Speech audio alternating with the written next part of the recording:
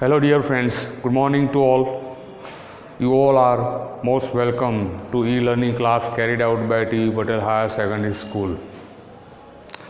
I hope that your preparation is going well. Now today I am going to teach you one more unit. The concept is very much easier here, not tough one in my opinion. If you understand the terminology, definitely you won't have to face any difficulty in understanding. Okay? See, the title I have written on the blackboard: debenture. Unit number 3, SP. In previous unit, what did you learn there? Transfer of share and transmission of share. It means the concept that you already got through, that is of share. Now totally contrast meaning as far as the technical terminology concerned here, that is debenture. First of all, as I told you, that don't cram the matters, just try to understand it, and that will be stored to your mind for a longer time. As I told you earlier, debenture क्या है और share क्या है? अगर share को अच्छी तरह से समझ लिया, जैसे कि if you once again recall here, the concept of share means to be participant. The person himself और herself become the owner of the company. वो कंपनी का डायरेक्टली मालिक बनता है, क्योंकि उन्होंने पार्टिसिपेट किया है अपना इन्वेस्टमेंट करके. जो डिमांड कंपनी ने की थी वैसे उन्होंने पैसे कंपनी को दिए, मतलब इन्वेस्ट किए, और वो पार्टिसिपेंट बन गए. डिबेंचर क्या है? Debenture that is something different concept here compare to share holder. Debenture holder and share holder, two words here. तो डिबेंचर में क्या होता है? The company becomes here debtor. The word here debtor, simple sense. Company becomes debtor, whereas the person who gives money to company considered as creditor.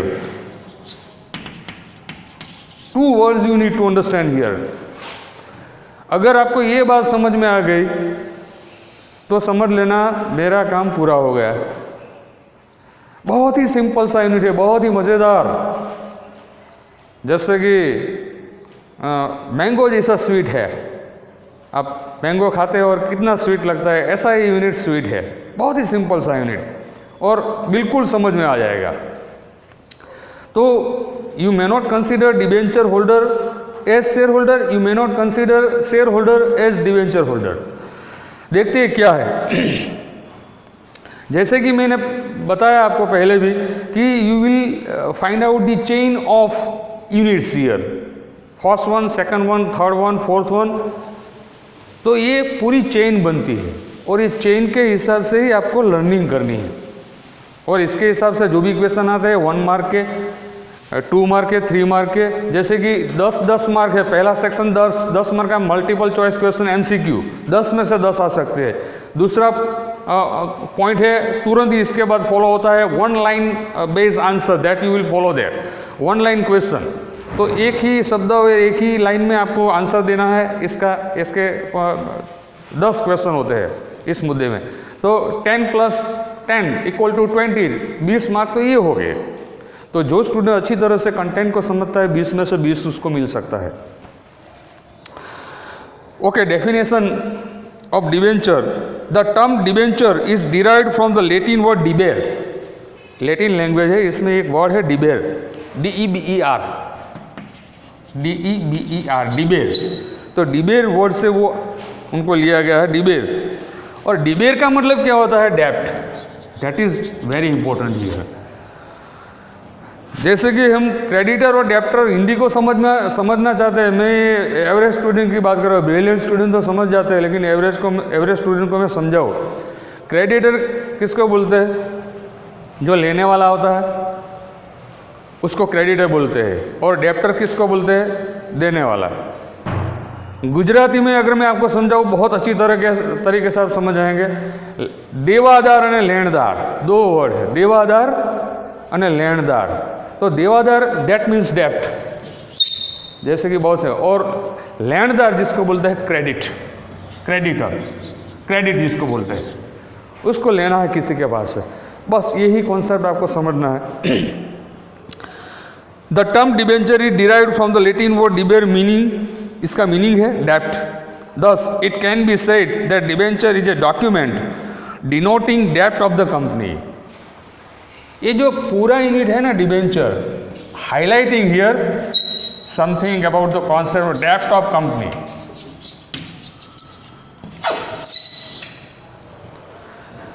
जैसे कि आप ऐसा समझेंगे, ऐसा क्वेश्चन अगर आपके दिमाग में होगा, शेयर होल्डर में भी कंपनी पैसा लेती है, लेकिन इसमें गारंटी नहीं होती है। शेयर होल्डर जो होता है वो कंपनी को पैसा देता है, मतलब वो इन्वेस्ट करता है।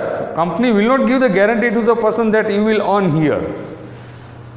कंपनी फायदे में होगी तो उसको मिलेगा, नुकसान में होगी तो कुछ भी नहीं मिलेगा। समझ लो ये बात, ये समझने की बात है।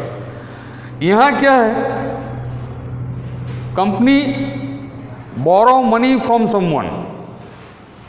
बोरो का मतलब होता है उछीनु लेऊ, जैसे गुजराती में हम बोलते हैं बोरो। और लैंड मतलब क्या होता है, किसी को देना।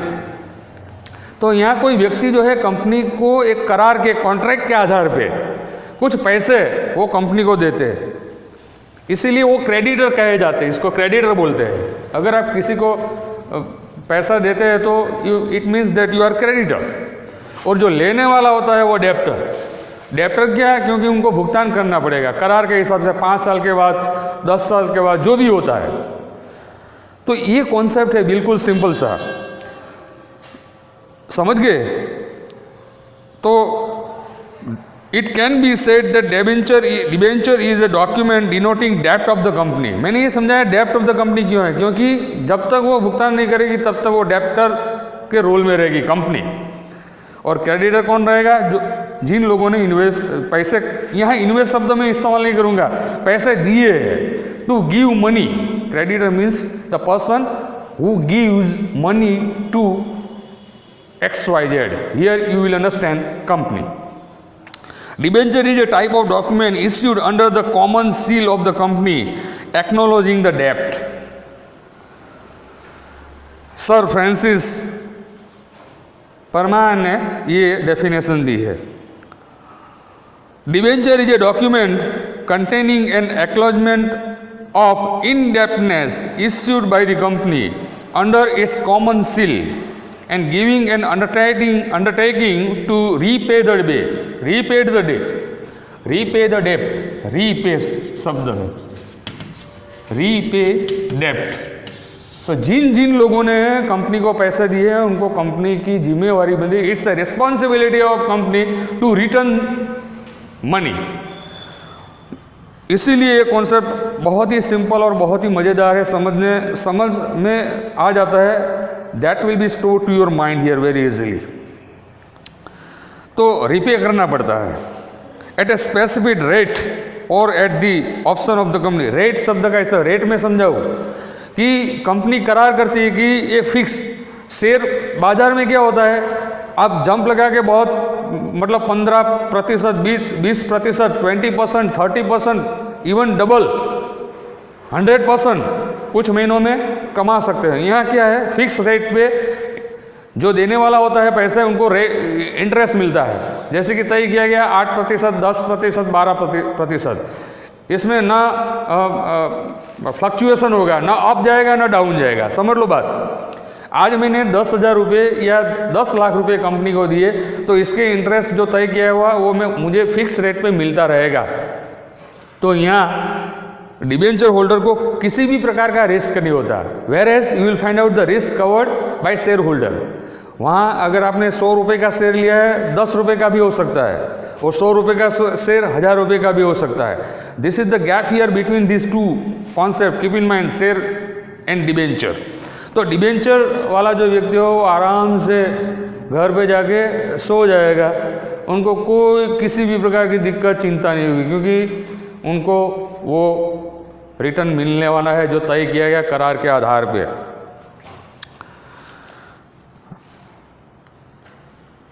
And in the mean time to pay interest, शब्द आया इंटरेस्ट, जैसे मैंने बताया कंपनी तय करती है interest, there on at a fix and intervals stated in debentures, मतलब जो समय समय पे, जैसा कि करार के आधार पे वो इसका फॉर्म आता है, पूरा भरना पड़ता है और इसमें करार करते हैं 6 महीने 12 महीने जो भी है, जिस तरह से तय किया जाता है इस तरह से आपको इंटरेस्ट मिलता रहेगा। जो अमाउंट आपने कंपनी को दी है, मैं फिर से यहाँ बोलूँगा इन्वेस्टमेंट नहीं है, investment that is the concept related to share holder, share में आपका इन्वेस्टमेंट है। यहाँ तो आप कंपनी को आप you are defined as creditor, nothing else, whereas company is considered as debtor. Debenture is a document, 3 point है इसके, issued under the common seal of the company, company का एक सील होता है, एक ब्रांड होती है कॉमन सील।